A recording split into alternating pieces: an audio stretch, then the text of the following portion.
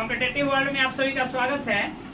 इससे पहले हमने देखा था त्रिभुज का प्रकार पढ़ लिया है। चतुर्भुज के प्रकार में भी दो प्रकार हो गया था, आपका वर्ग एवं आयत। अब उसके रेस्ट पार्ट बच जाते हैं।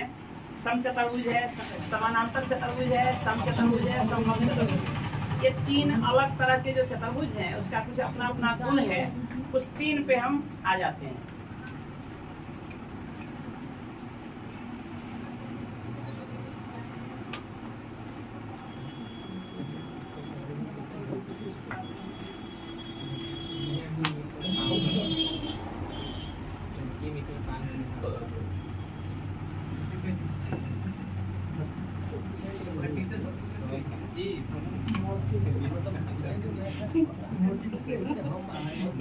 मेरा मजाक कर रहा है।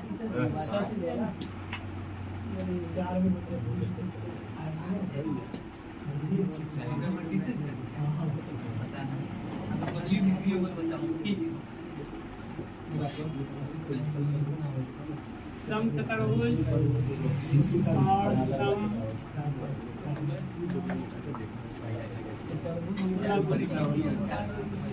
ये मेनली हम 5 तरह के चतुर्भुज जानते हैं।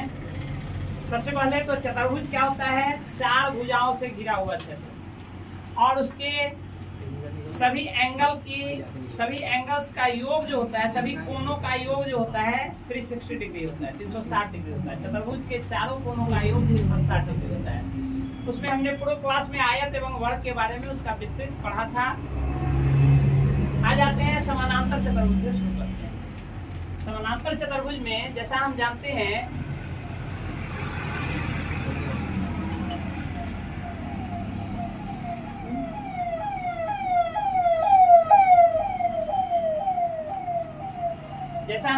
हैं कि दो समानांतर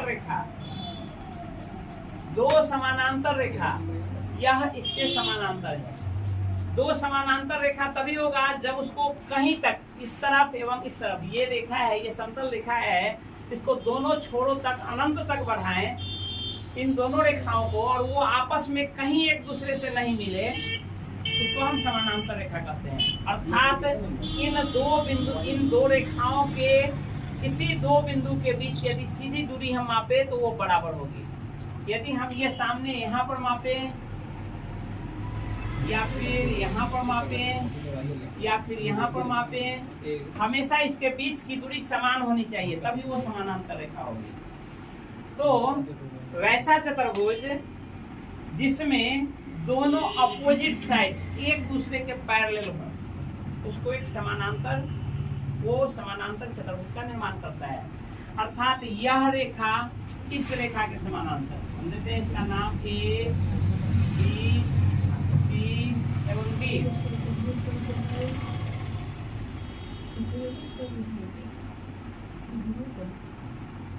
यह चतुर्भुज ABCD समानांतर चतुर्भुज तभी होगा जब इसका side AD parallel to BC and side AB parallel to DC। यह दोनों कंडीशन होगा तब हम कहेंगे कि यह एक समानांतर चतुर्भुज का निर्माण करता है।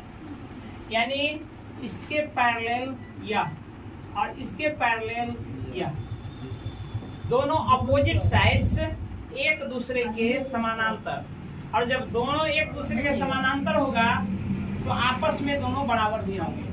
आमने सामने के साइड्स जो होंगे वो समानांतर एवं बराबर होंगे। आते हैं इसके अन्य प्रॉपर्टीज के बारे में। एक समानांतर चतुर्भुज के अन्य प्रॉपर्टीज, इसके अन्य गुण जो हैं, गुण पहला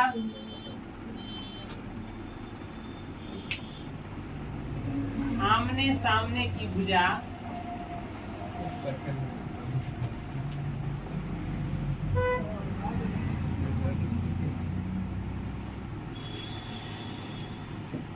समांतर एवं समान लंबाई की।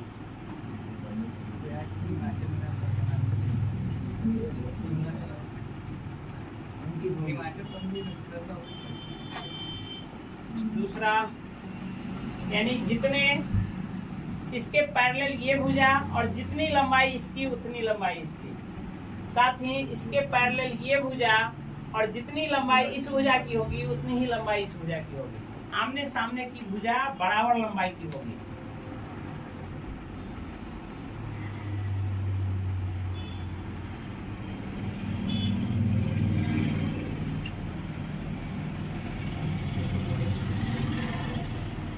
आमने सामने के कोण समान माप के होंगे।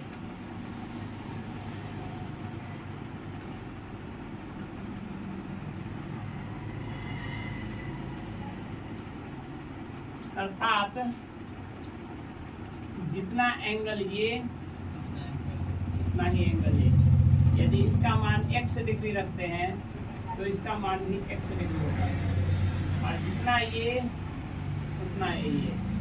यदि ये y डिग्री है तो ये y डिग्री होगा।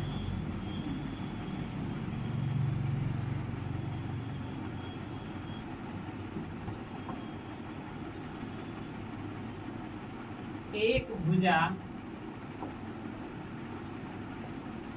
पर बने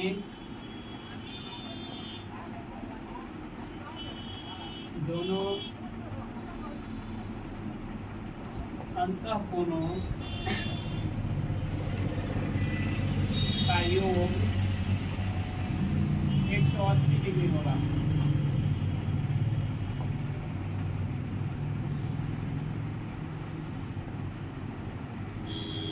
पता यह है कि एक ही भुजा पर बने दोनों अंतःकोण। एक बार समझ लीजिए, फिर नोट करिएगा। एक ही भुजा, यदि हम कोई एक भुजा करने का क्या मतलब, AD या CD या BC या AB, कोई भी एक भुजा हम लेते हैं, हम AD लेते हैं। तो AD जो है, AD पर बने दोनों अंतःकोण, AD पर तो इस भुजा पर दो अंतःकोण कौन बन रहा है, ये बन रहा है एवं ये बन रहा है। इन दो कोणों को जोड़ेंगे तो उसका मान 180 यानी x + y = 180 होगा। उसी तरह से यदि इस भुजा को हम ले लें तो यहाँ भी x है और यहाँ बन रहा है दो कोण, अंतःकोण यही बन रहा है, ये बन रहा है, ये बन रहा है। इस दोनों को जोड़ेंगे तभी 180, इसको जोड़े तभी 180, या इसको जोड़े तभी 180। किसी एक ही भुजा पर बने दो अंतःकोणों का योग हमेशा 180 होगा। समानांतर चतुर्भुज का गुण है, याद रखेंगे आप। नेक्स्ट पॉइंट, आप जानते हैं कि एक चतुर्भुज में कुल कितने विकर्ण होते हैं, बताओ।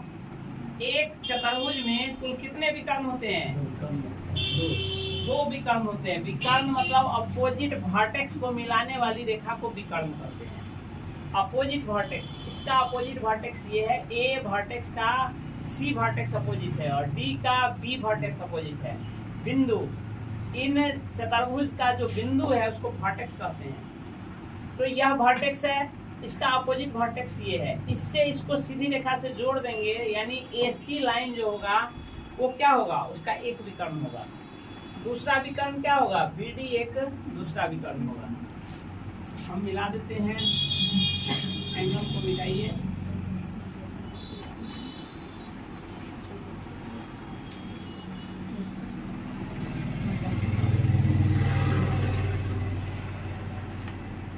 वो पॉइंट हम मानते हैं कि दोनों विकर्ण आपस में एक दूसरे को O बिंदु पर काट रही है। तो यहाँ आप देखेंगे दो विकर्ण आपस में एक दूसरे को, इस पे एक त्रिभुज का निर्माण हो रहा है, चार त्रिभुज का निर्माण हो रहा है, 1 2 3 4 त्रिभुज का निर्माण हो रहा है। एक विकर्ण आपस में एक दूसरे को काटते हैं तो यहाँ कुछ प्रॉपर्टीज बनता है कि विकर्ण एक दूसरे को समविभाजित करते हैं। समानांतर चतुर्भुज के विकर्ण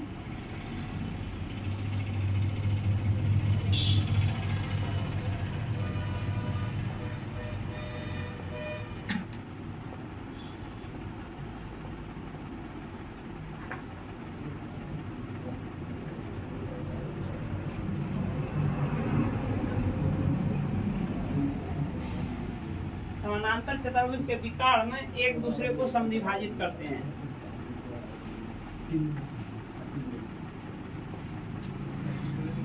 समद्विभाजित का मतलब ये हुआ कि यह विकर्ण कौन कौन है, AC है और BD है। AC BD एक दूसरे को O बिंदु पर काट रही है, तो यहाँ जितनी लंबाई इसकी होगी उतनी ही लंबाई इसकी होगी। यह नहीं हम कह रहे हैं कि जितनी लंबाई इसकी उतनी लंबाई इसकी, एक दूसरे को समद्विभाजित करते हैं। मतलब एक दूसरे को, मतलब यह विकर्ण इसको, इस विकर्ण को, यह BD विकर्ण इस AC विकर्ण को दो बराबर भागों में बांटती है। तो दो बराबर भाग में बांटने का मतलब यह AO बराबर OC। उसी तरह से यह OB बराबर OD, यानी यह एक दूसरे को समद्विभाजित करती है। जितना यह साइड है उतना ही यह साइड होगा, यानी यह भुजा जितनी होगी उतनी यह भुजा, और जितनी यह भुजा उतनी यह भुजा। यह जो है इसके प्रॉपर्टीज हुए, समानांतर चतुर्भुज के प्रॉपर्टीज हुए। इसमें अब हम थोड़ा सा कंपेयर करेंगे एक समानांतर चतुर्भुज को इस आयत और इस वर्ग से थोड़ा सा कंपेयर करेंगे कि किन रूप में दोनों समान है और किन रूप में दोनों अलग है। क्योंकि क्वेश्चन ये पूछता है अब कि क्या एक आयत समानांतर चतुर्भुज है, क्या एक वर्ग समानांतर चतुर्भुज है, क्या सभी समानांतर चतुर्भुज एक वर्ग है, क्या सभी समानांतर चतुर्भुज एक आयत है, क्या सभी आयत एक वर्ग है, क्या सभी आयत एक समानांतर चतुर्भुज है। ये क्वेश्चन पूछता है। तो यहाँ हमको कंपेयर करके देखना होगा दोनों तीनों को आपस में। जैसे इस दोनों का कंपैरिजन हम पहले बता चुके थे कि एक आयत एक वर्ग है, क्या सभी वर्ग एक आयत है, क्या कुछ वर्ग एक आयत है, क्या सभी आयत एक वर्ग है। ये हमने कंपेयर किया था।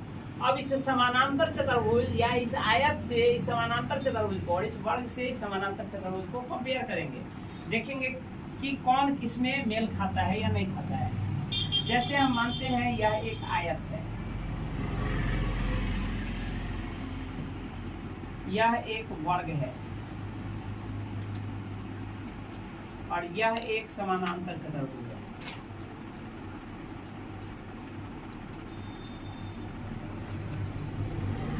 तो देखिए इसमें क्या क्या मेल खा सकता है।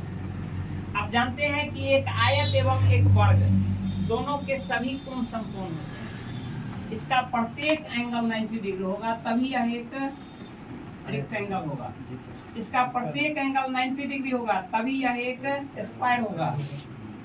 इसमें हमने कहीं ये पैरेललोग्राम है, समानांतर चतुर्भुज को पैरेललोग्राम कहते हैं।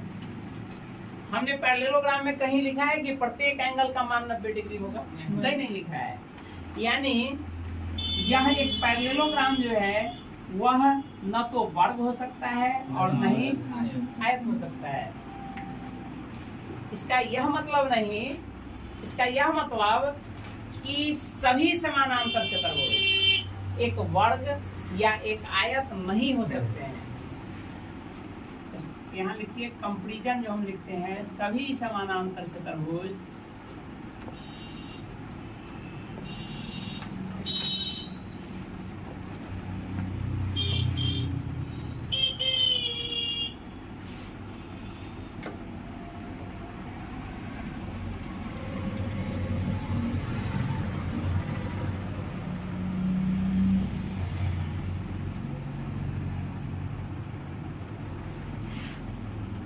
इंपॉर्टेंट पॉइंट है।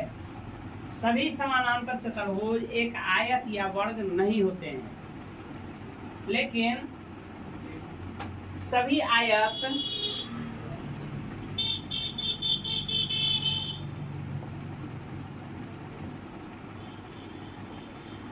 या वर्ग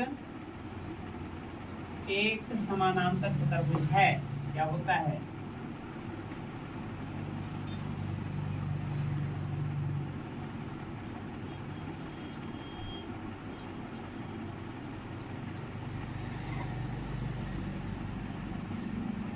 सभी समानांतर चतुर्भुज एक आयत या वर्ग नहीं होते हैं, जबकि सभी आयत या वर्ग एक समानांतर चतुर्भुज है या होता है।